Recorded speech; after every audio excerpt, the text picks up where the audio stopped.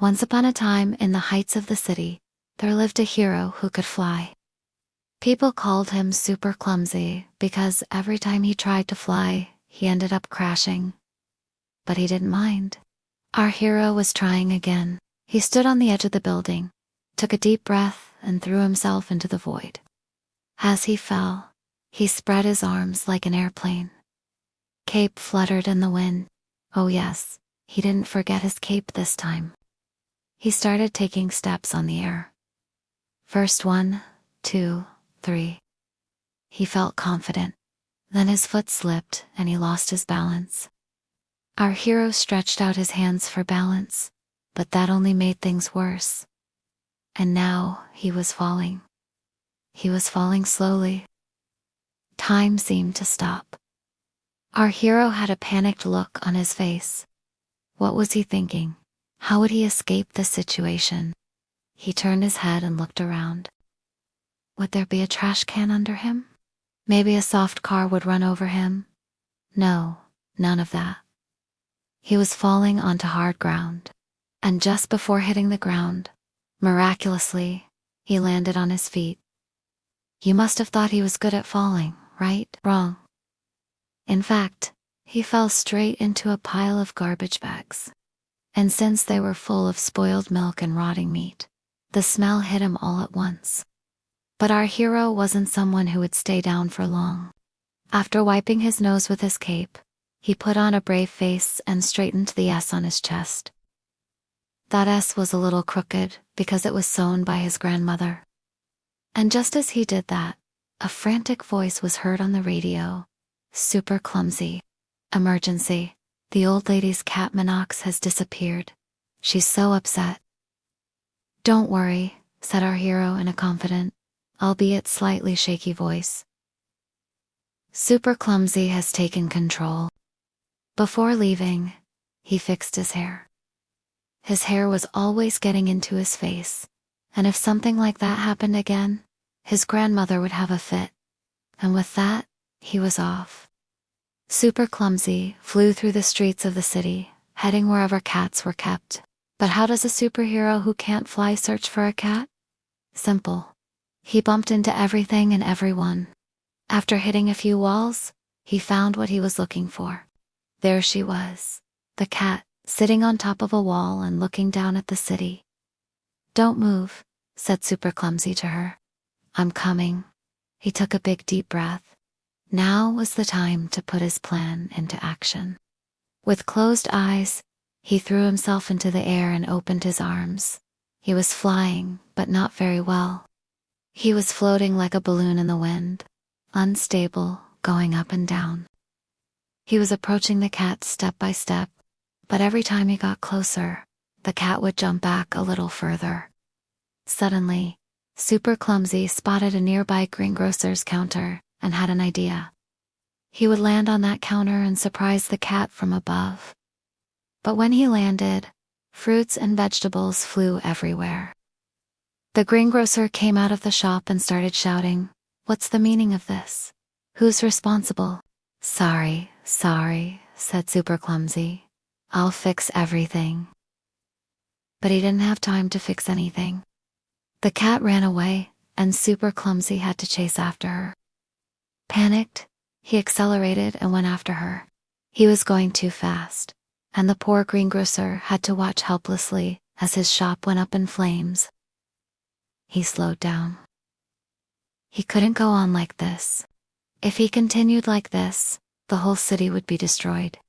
So, he decided to use his other ability, the one he used the least. He wasn't sure if he could do it, but he had no other choice. He closed his eyes, took a deep breath, and when he opened them, he concentrated on a spot far away, to where the old lady is, he said. And then the world started spinning. A whirlwind formed around him, and in a matter of seconds, the dust settled. When the smoke cleared, Super Clumsy found himself in the old lady's bathtub. Bubbles floated around him. The old lady was inside the bathroom, and when she saw Super Clumsy, she was very surprised. She started to scream. Super Clumsy panicked and quickly pressed the button on his chest.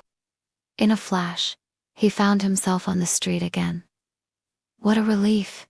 He had to calm down. He had to think of another way. How could he find the cat? The answer was obvious. He would ask the people in the neighborhood. So he went from door to door, asking if anyone had seen a cat, but no one had. The cat was really good at hiding. Then he went outside. Maybe she was on a roof or climbing a tree, but no matter how high the tree was, Super Clumsy could climb even higher. Thanks to his super jump, he could jump from rooftop to rooftop like Spider-Man. Of course, for him, jumping a little higher than normal was already considered a superpower. But it was enough. He jumped from one rooftop to another. He was enjoying the feeling of freedom until suddenly the billboard above him started shaking. It swayed from side to side, threatening to fall. At first, he thought it was an earthquake. But when he looked closely, he realized it was moving because of him. Every time he stepped on the billboard, it shook a little. But there was nothing he could do. If he wanted to find the cat, he had to stay there. He sat down on the billboard and patiently waited for the cat to appear. Then he heard a voice from behind the billboard. Meow. Curious, he turned his head and was surprised. Behind the billboard, the cat was calmly playing with a ball of string. She hadn't been afraid at all. It was the noise from the construction site next door that had scared her and made her hide behind the billboard. When she saw Super Clumsy, she raised her head and stared at him. Then she yawned and went back to playing. "Are you serious?" he asked incredulously. He was angry. Why did he do all that work for nothing? But he calmed down immediately. The cat was safe. That was the most important thing. The billboard was still wobbling. Super Clumsy cautiously started to get down. He was in no hurry. While he was doing that, the cat jumped down on her own and ran towards the old lady's lap. Super Clumsy breathed a sigh of relief and smiled. The people around started applauding. Super Clumsy, Super Clumsy. He waved awkwardly with one hand while rubbing the back of his neck with the other. He was touched by the applause. He knew he wasn't the best superhero, but the people loved him anyway. But unfortunately, that happiness only lasted a few seconds. He was about to turn around and go home when he stepped on a banana peel and slipped and fell. Everyone laughed, but this time it was a loving laugh. No one laughed harder than the old lady. When he got up, he saw that some kids had drawn pictures of him and were handing them out to him. As he walked away, still rubbing his knee, he couldn't help but smile. He was still a bit clumsy, but he was happy, very happy. He started flying up into the sky again. Of course, he wasn't flying very well, but he didn't care.